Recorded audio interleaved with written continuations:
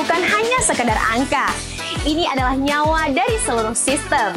Tanpa adanya pengelolaan yang tepat, kesehatan ikan akan terganggu, pertumbuhan terhambat, dan kerugian finansial.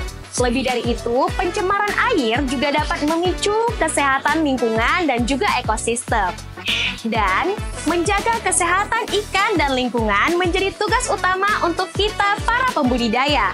Ayo kita intip 5 langkah penting untuk menjaga kesehatan ikan dan lingkungan kita bersama. Yang pertama, menjaga kualitas air. Cek secara berkala kualitas air di laboratorium kesehatan ikan dan lingkungan seperti pengecekan oksigen terlarut, suhu, salinitas, dan lain sebagainya yang sesuai dengan kebutuhan ikan.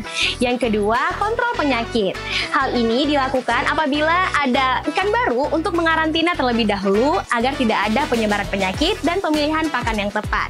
Yang ketiga adalah mengelola limbah dengan baik. Pastikan limbah dikelola dengan baik agar tidak mencemari kolam dan juga lingkungan sekitar.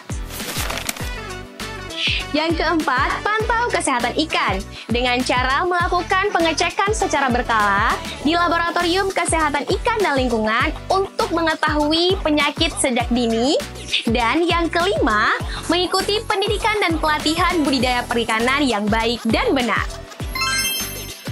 Jangan ragu lagi Sobat Ujung Bate, manfaatkan segera layanan Laboratorium Kesehatan Ikan dan Lingkungan BPBAP Ujung Bate untuk menjadikan budidaya perikanan yang sehat dan berkualitas. Saksikan video menarik lainnya di BPBAP Ujung Bate. Salam budidaya!